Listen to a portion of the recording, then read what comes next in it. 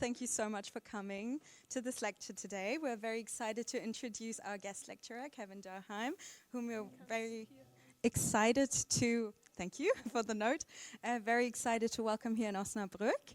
Kevin is a distinguished professor of psychology at the University of Johannesburg. He obtained his PhD from the University of Cape Town and previously worked as a professor at the University of KwaZulu-Natal in Durban.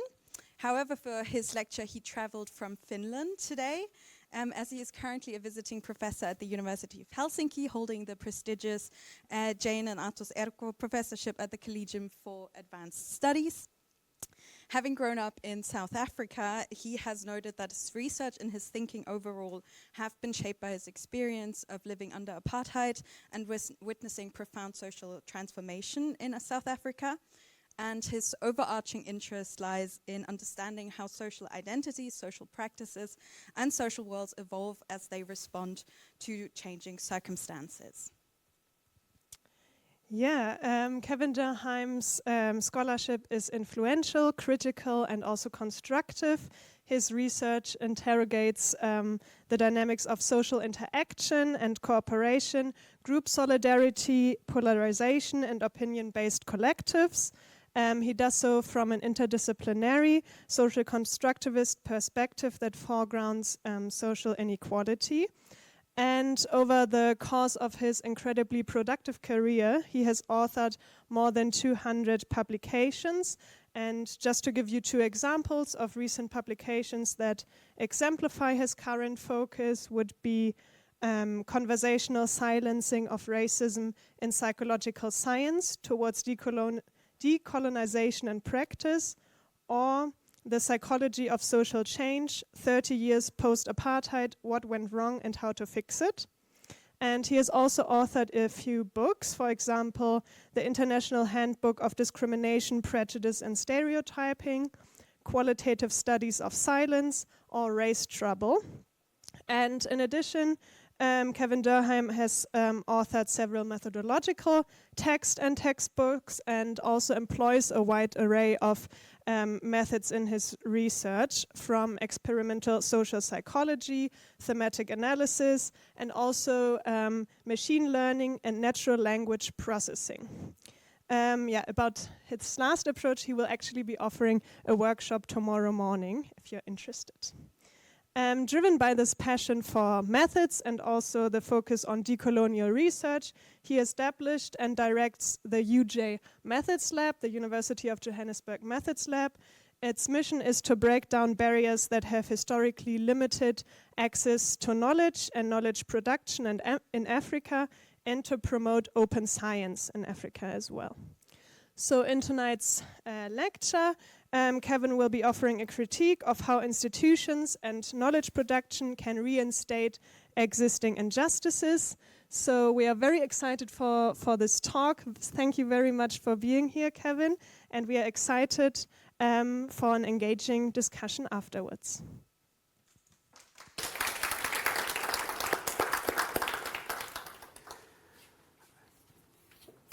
Okay, it's working. Thank you very much for that introduction. It was like a bit much, but thank you. Appreciate it. And thanks to Julia for inviting me to be here. It's amazing to be in Osnabrück and to engage in communication with you and your colleagues about the important work you're doing in migration studies. So yeah, it's thank you for being here as well. I really look forward to sort of engaging and sharing some ideas, of my thinking around how it's possible to bring about sort of a just world. I think that's what we all really like looking for, a world where there can be equal participation. And that'll be a world with much less conflict than the world we live in today. And I'm addressing the problem of repair. So repair is repair is something that's not really spoken about in social psychology, my home discipline. There's no sort of repair studies in social psychology. But of course, repair is fundamental to our lives. We're repairing everything all the time. Our houses are breaking, entropy.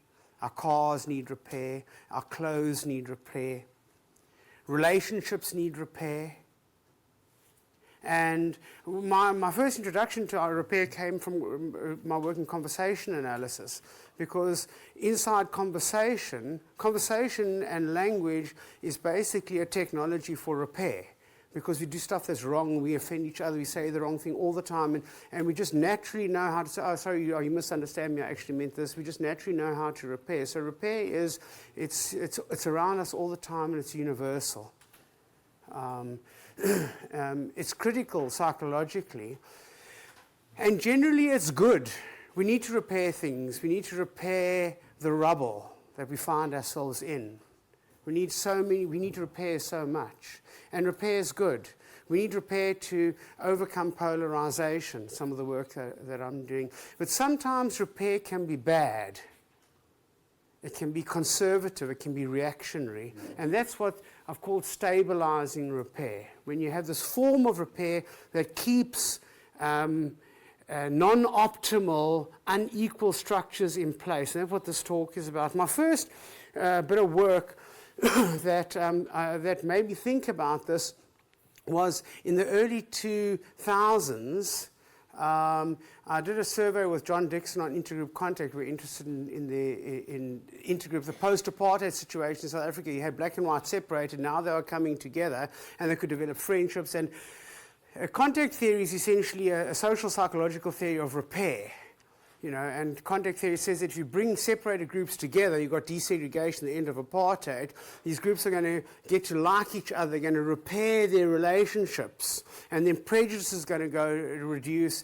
And we found an interesting thing among our black respondents, the African respondents in a nationwide survey. The more contact they had with white people, the less they felt there was discrimination against black people. We called that, in that early paper, the paradox of integration. It later became known as the sort of the sedative effect, or the darker side of we, that sometimes repair doesn't produce social change, but it works against social change. And that's really this concept of stabilizing repair that I want to talk about today. So there's a crack running through our world, and it's been running through the world for 400 years. It's a racial crack that started with European voyages of discovery, through slavery, through colonialism, and it sort of runs into our present reality. Racial division, inequality, struggle, protest, Black Lives Matter, sort of a racialized inequality and violence that continues into our world. So these underlying cracks, these historical cracks that move through history. The interesting thing about our world today is that it's, generally speaking, anti-racist. No one supports racism, believes in racism. We're all trying to struggle for sort of progressive institutions. These massive movements for institutional change. And yet you can still feel that things aren't quite right, because why do you have such strident Black Lives Matter unity? Okay, it went down, but it's still there. There's still a sense that there's racism in our world. So how's it possible that you've got, this is the paradox that I want to address, how can institutions change and yet still remain the same? And that happened in South Africa. So transformation in South Africa was ostensibly about getting rid of racism, moving away from apartheid. And yet in all of that transformation, apartheid persists. Not by law anymore, but in the reality and the fabric of the society. So all that changed. So how is it possible that we've got this kind of progressive world, these transforming institutions, this sort of self-interrogation around racism that happens in these institutions, and yet sort of racism still, the crack still continues to run through our society. And so I call this stabilizing repair. How it works is that critique produces progressive projects. So this is racism, progressive racism, if you want to so it's progressive projects that are the problem. I'm sorry to say that. So, there's a conversational element. So there's this kind of critique that happens, and there's a sort of progressive discourse. The progressive discourse gets translated into institutional procedure, and these procedures stabilize institutions, helping to sort of get rid of the critique, or misdirect or direct the critique away. So it's sort of critique evasion that happens conversationally and institutionally. So I want to sort of unpack that a little bit, how that happens. And I've done this here. My focus is going to be the institution I'm interested in, and the example I'm going to use is in psychology. So the response to the critique of weird psychology. I don't know if the non-psychologists in the audience know what weird psychology is. I'll explain what it is. But anyhow, the critique was about psychology's imperialism. And I'll talk a little bit about what that critique is. And then I'm interested in the response of psychology, how psychology responds to critique, and how this response to critique re-establishes the very terms of the critique, but in a way which now looks all okay.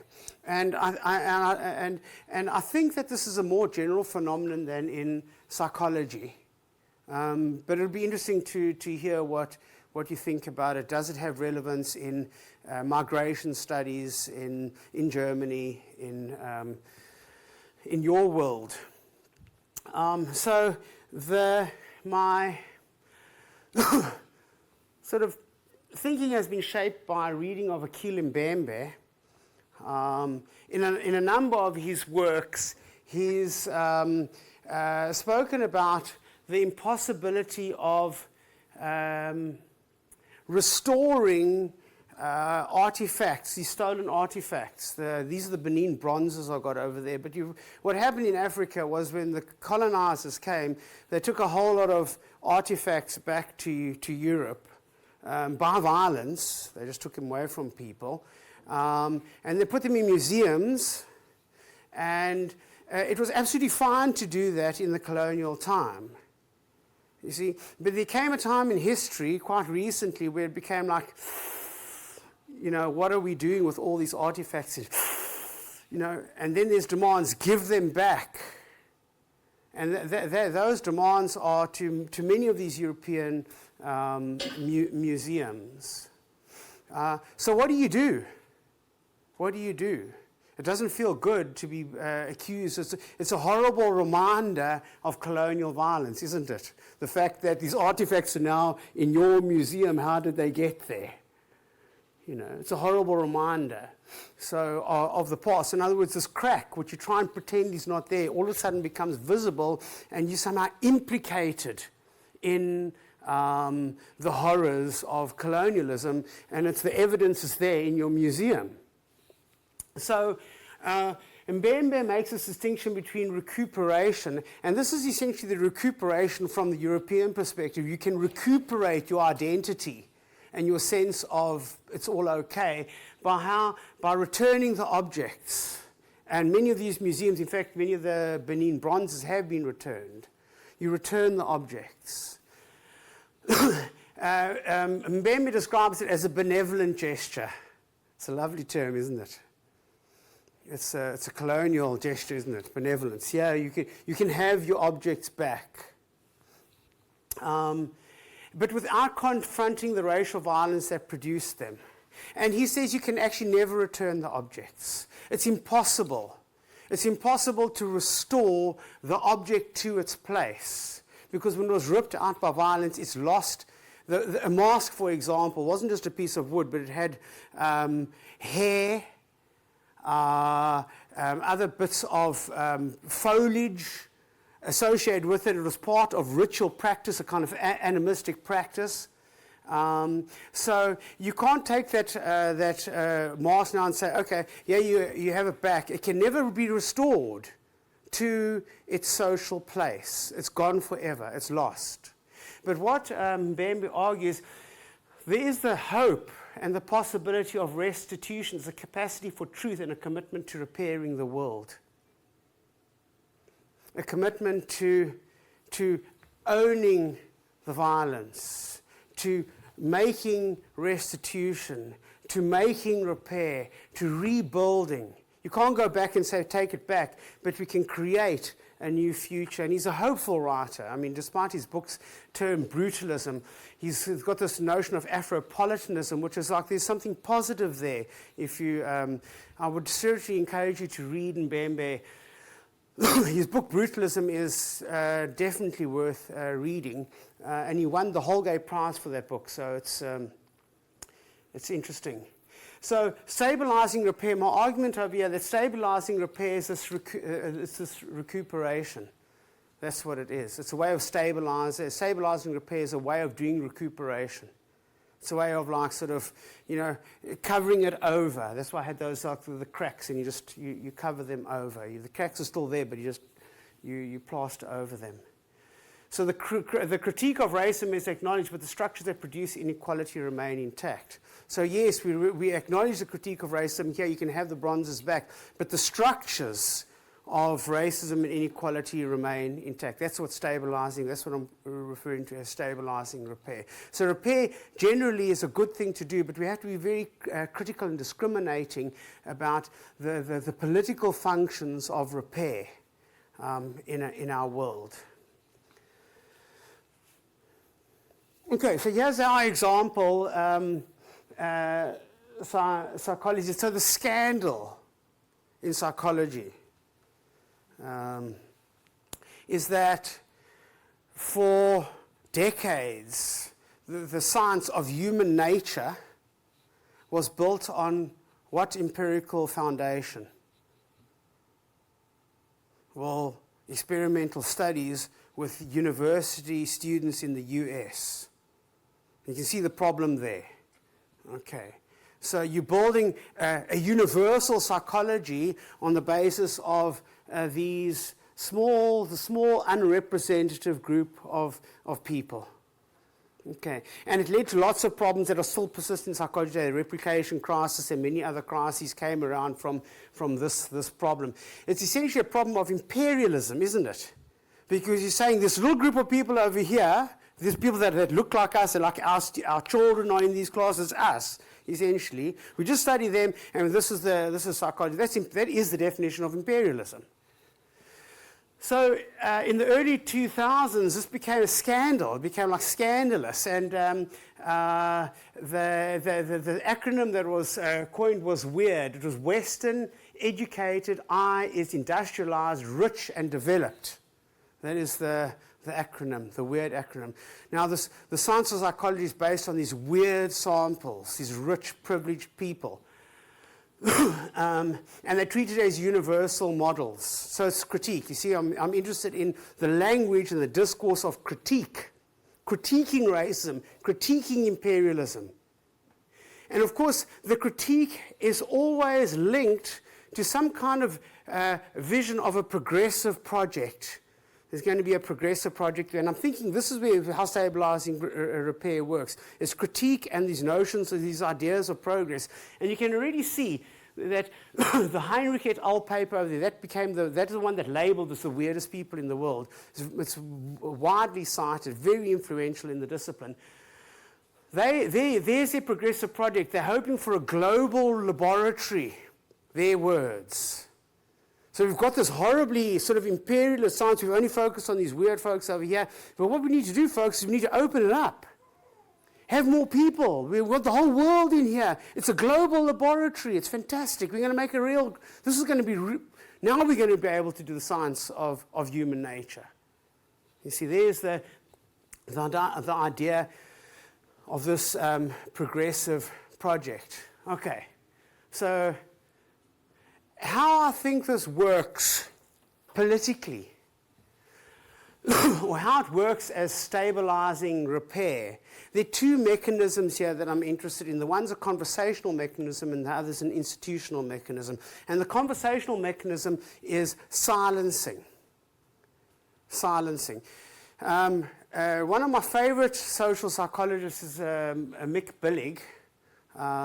He developed the rhetorical approach to social psychology, very interested in the studies of language. I think language is critical for us as social psychologists.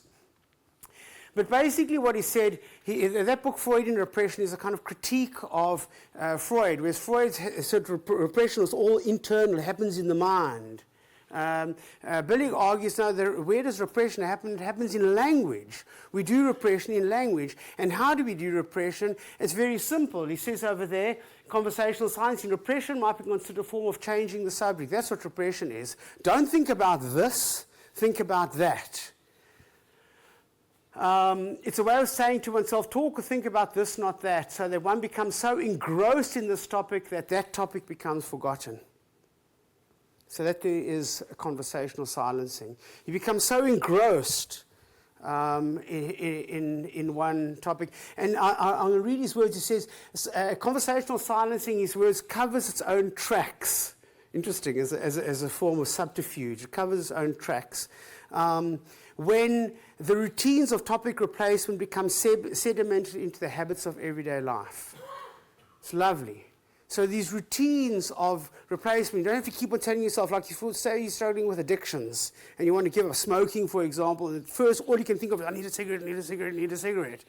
And you have to tell yourself, no, don't think about this, think about this, you know. And eventually, you're just thinking about this, you don't even worry about thinking about, I need a cigarette anymore. It's addictions. So it requires a form of repression. And so this can happen collectively, institutionally. We can do this form of conversational silencing and covers its own tracks. So what becomes forgotten? Racism becomes forgotten.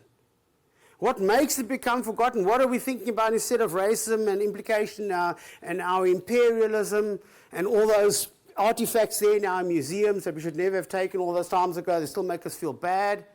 What do we think about? We think about a progressive project. And when we can really think about this progressive project and just start doing this over here, then we've got no problem. We're okay. The criticism goes away. That is how repression works. I mean, that's the Freudian idea of repression. But now in these sort of conversational terms that Mick Billig has helped us appreciate. So here are some of the progressive projects in psychology. Prejudice reduction. Well, our discipline has been like so focused. Hundreds and hundreds of studies of prejudice reduction. You know, think about this over here. Not the structural issues of racism, and not these big structures. No, we're going to change the prejudice. We're going to root out prejudices. The one that gets me, that my personal hatred is imagined contact. It's unbelievable that people would seriously propose this as a solution. And I always, my response, whenever I get invited to review a paper on imagined context, I say, please don't give this to me, I'll send it back to the editor. Don't give this to me. And I always tell them this story. Can you imagine this? Imagine asking, under apartheid South Africa, sort of a black school student, to imagine, you know, there was a Bantu education, you had a terrible level of education. To imagine going to a school where they get decent education and having contact with white students and measuring, oh, now they've got less prejudice. Can you see how ridiculous that is? Because it's focused on the mental, on prejudice reduction, not on the actual problem. You see, it's a way of like producing a progressive project. It's a way of thinking about this, not that. So psychology is full of these kinds of progressive projects. Another one over here is diversity washing. Then it became this new focus on diversity, inclusion, and equality, DEI. This is a fantastic paper, Baker et al. They took the financial and annual reports of the top 500 listed companies in the US. They trained a language model to identify DEI language. I'm talking about conversation. We need diversity, we need equity, we need inclusion, we need gender justice, all these kinds. They modeled this in the discourse of these organizations. It had absolutely no relation at all to the actual diversity in the organization, but it had a very strong relation to how successful the organization was. Diversity washing. Focus on this, not that. And what I want to talk about here is methodological reform. I want to talk about sort of the discourse of method, the discourse of responding to the critique of weird psychology in psychology as a form of conversational silencing. Okay, we'll take from the horse's mouth. So this is the paper, The Weirdest People of the World, Heinrich et al. And I'll read their recommendations, and you tell me, what do you think of them? Research, this is what we need. We've suffered from this imperialist and this weird psychology, but this is what we need. We need research partnerships with non-weird institutions, expanding and diversifying the empirical base of behavioral sciences. Here's a global laboratory, see? Institutionalized relationships to non-weird universities. These organizations can make an important contribution to building a more complete understanding of human nature. How's that sound? Does it sound progressive? Does it? Nice and progressive. It's inclusion. That is what, it's diversification, isn't it? It's diversity. We need diversity, folks. We need inclusion, isn't it? Of course, there's some stuff over there that's horrific, like the notion of the non-weird university, or the non-weird sample. If you look up a Google search term for non-weird, there's hundreds of non-weirds. Who's non-weird? Who's Western, educated, industrialized, rich, and developed? It's a horrible stereotype. It's a Frankenstein of everyone else. That's what it is. It's a horrible Frankenstein, the non-weird, of everyone else. But it's a progressive project of inclusion. Of course, there's the progress is now these open doors to everyone. We're going to have this. Now we're really going to have the science of human nature. It's an ambitious and laudable objective. Okay, so there is the idea of institutional form, yes. Which term would you use instead? Would it be something like global, or would you use instead of non-weird? Global majority. So there's one alternative. But I don't know if that is, I wouldn't put that term in this context. But global majority is better than non-weird, because non-weird's taking what is primarily referenced there is us. And then all these, like in South Africa, under apartheid, you had two different kinds of benches. You had whites and non-whites, you see. That's just everyone else. Just everyone else, just in like one little thing. So it's problematic because of the starting reference, a kind of normalization, where the initial orienting of the world of normality, and who's doing the inclusion. Well, that's where I'm getting to. So there's institutional, there's a program there for institutional reform. So there's both these two dynamics going on here. There's a kind of conversational dynamic around critique and progressive projects as a form of conversational silencing, keeping those cracks, sort of patching them over.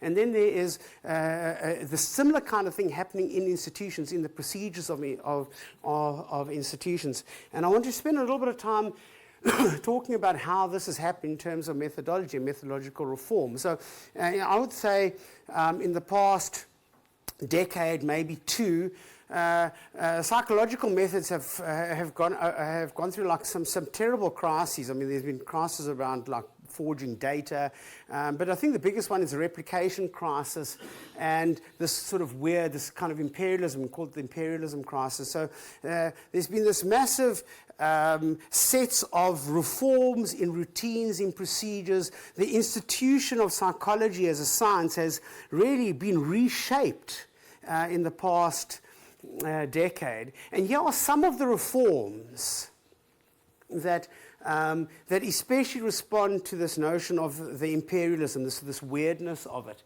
The one is these global samples. So now we're getting samples from the non-weird world. And this basically happens in two ways. I've got their platform. So yes, Prolific. Prolific has become an important way in which psychologists now produce data through, and look at this here, what's new? This is what I got this the other day. What's new in Prolific? It's interesting just in terms of talking about the non-weird. Regional. Here we are. Regional representative samples for those discourse analysts among the audience over here. You know, new specialist participant types, etc. So now you'll be able to use Prolific to go and sample from, you know, all these other non-weird kinds of contexts and just see, do your results replicate over these other contexts? Another way in which it happens is through these global collaborations. There's quite a lot of these global. The one is was called Many Labs, the most famous on Many Labs project. So you've got these groupings, normally sort of quite privileged global north-based research institutes have lots of collaborators in different countries around the world that sort of, they give them all the questionnaires and say, just collect the data in your labs over there, and they create these kind of mini labs. So these are institutional responses to this critique of weirdness. I like this one over here, diversity becomes a design parameter. This paper over there actually has developed a weirdness scale. So you can see how weird your sample is compared to, they've got two polls, to the US, how do your participants compare to like sort of your US undergrad students, but they've also got like sort of a Chinese one, so you can have like two different kinds of centers of you know, against which your samples can be compared. I don't know where Africa fits in there, but certainly pretty non-weird in those circumstances. And then the second bit, so there, I'm talking about how the institution itself accommodates the critique. It changes. It's not only conversational. It's not only talking about progressive projects. These progressive projects are implemented in practice. The discipline changes, science changes. These others are sets of administrative reform, editorial diversity. I can't tell you how many times, being based in South Africa, I get requests from journal editors say, can you recommend some African sub-editors, editorial colleagues, editorial board members, people to sit on our conference board, you know, all these institutions, he's like, so this is in psychology, I'm sure it's in these other disciplines as well. There's a kind of hand-wringing, you know. They realize, like sort of I spoke a bit about this morning, there was a time when the Association for African Studies was populated by Europeans almost entirely, you know, the organization. The journal was edited by Europeans. So there's this kind of hand-wringing, there's this realization that, our science, our institutions are very privileged, white. The gender balance was easier to change. Don't know if it's around the board in all the disciplines. So yes, there's this imperative, and you'll find editorial statements. I've read a couple of them. I think it's definitely worth a study to go and get the editorial statements from the last 5 years, and to see how the new sets of editors are talking about how the need to diversify, the need for inclusion. So all these kinds of it's the same as the need to sort of return those bronzes. It's we've come to this stage in history, and this this moment of sort of post-colonialism, or wherever we are. Reporting standards, the necessity to report your samples from different kinds of places, etc. Those become, if you want to get into prestigious journals, you've got to have these diverse samples. It makes it very difficult for those non-weird, poor old African institutions who've hardly got any funding to be able to get into those journals. And then, of course, citation policies. You try and cite a diverse range of authors, not just those, the same old 5 men that get cited over and over. So here we're talking about institutional reform, conversational change, institutional change. Okay, so from dialogue to procedure. Note the picture, it's chosen on purpose. The cracks are there, but you just don't see them anymore. Critique sediments into procedure. Okay, don't sample students anymore. Procedure reorganizes coordination.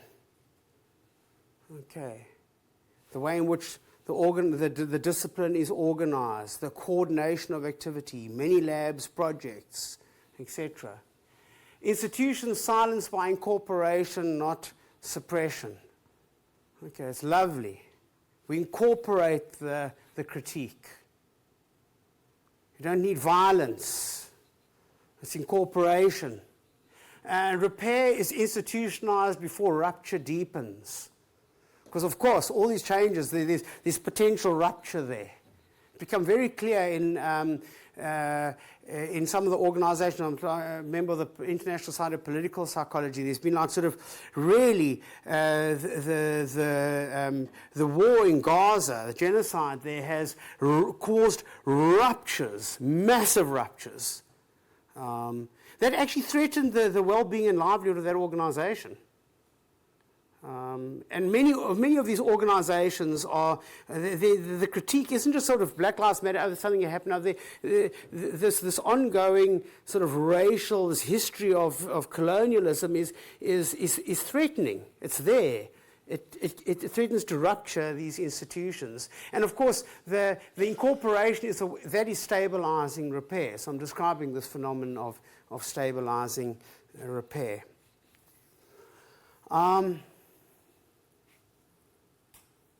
Okay, so what's the problem with it? I don't know if any of you have read Walter Rodney's famous book, How Europe Underdeveloped Africa. Through violence,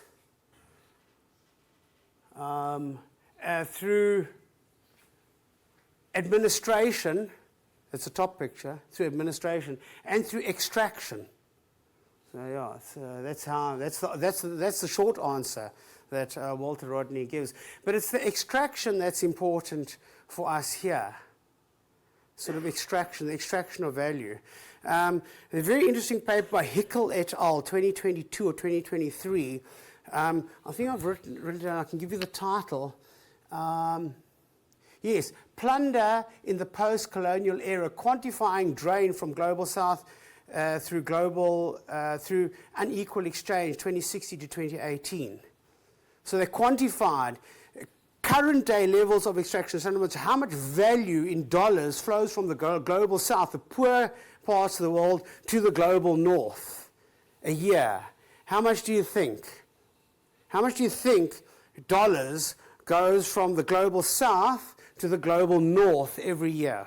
Anyone who wants a guess? 17 trillion. $17 trillion. That's extraction. Goes from the global south to the global north every year. So, so this notion of this, the global laboratory that we're all aspiring to in psychology, this sort of now, this non-imperialist form of psychology is a form of extraction. It's just, that's what it is, so that's the word, it's extraction. It's an extractive model. And why is it extraction? Because even though critique is incorporated into this reform, what doesn't happen is who sets the research agendas, who controls the funding, who edits the flagship journals, who defines the theoretical frameworks, who develops the methods and standards. Whose project is it? Whose theories are being tested? Who's driving the knowledge project? Has it changed? Is that inclusive? No. I mean, the honest truth is no, simply no. Actually, it's probably become more unequal than it ever has been. Because all these changes made the bar, the threshold to get into those top journals harder, needing more capital, more money, more samples, etc., etc. So it becomes increasingly exclusive, increasingly concentrated. So that there's stabilizing repair. The actual exclusion of Africa, which I'm especially interested in, is increased. Africa produces less than 1% of global research, and it's definitely not in the quartile 1 journals. It's basically Africa has no voice or representation in psychology. There's no theories. It has no, and I mean, if we want to develop the optimal psychology or the optimal knowledge, surely it is one that includes the diversity of us on this earth. So that there is the problem. Why it is a form of plastering over. It's keeping the same intact. The same high-producing journals, editorials, laboratories, individuals, etc. They're the ones that are driving this project, setting the agenda, bringing in benevolent. I love that term, benevolent. Benevolently bringing in partners from around the world to become part of the global laboratory. So what do we need to do?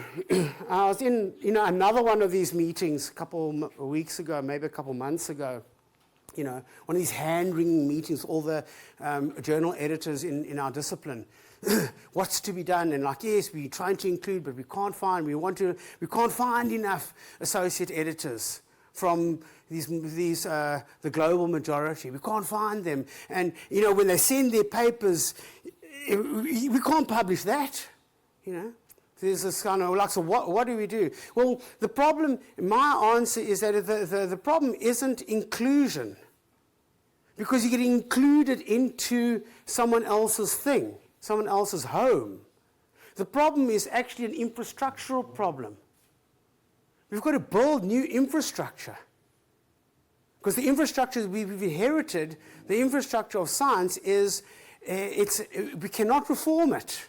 Just the same as you can't take those masks and send them back. You can't re-establish them. They cannot be reformed. It's not repair through incorporation. It's reconfiguration. We have a redistribution of epistemic authority. That's what we need. Who can speak? Who can speak about their world, their psychology? How can they speak? And This is why I'm, in the introduction, this is why I'm building this thing called the UJ Methods Lab. So I'm trying to like create an environment where we can link African PhD students and other researchers to each other. So Europe is a fantastic example of the success of that, with the Erasmus program, many others. It's such an interlinked community.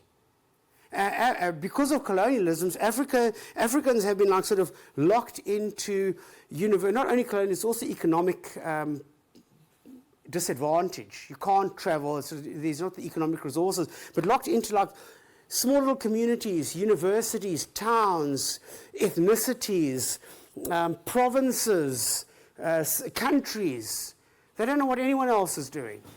So we need to create an infrastructure of a proper intellectual world where we connect thinkers, researchers to each other, and also connect them to this fantastic, this kind of plethora of this blooming of science and method that's happening all over the world.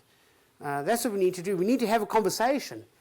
We can't say, oh, there are no good papers coming out of Africa from our journal. No, we've got to build knowledge base. We've got to build the communities that can build that knowledge. That's what we need to do. So global psychology requires distributed research infrastructures, not just inclusion, or not only inclusion. Inclusion isn't the answer. It's like the ready go-to. We need to be inclusive. It's not the answer. It's a form of stabilizing repair. What we need is infrastructural change. And this is my final slide. How have I done? It's taken longer than I thought. So repair is a mechanism of critique, absorption, conversation, organizes critique, institutions proceduralize it, reconfiguration, means restitution. That's what we're looking for, restitution, the redistribution of authority. Thank you very much.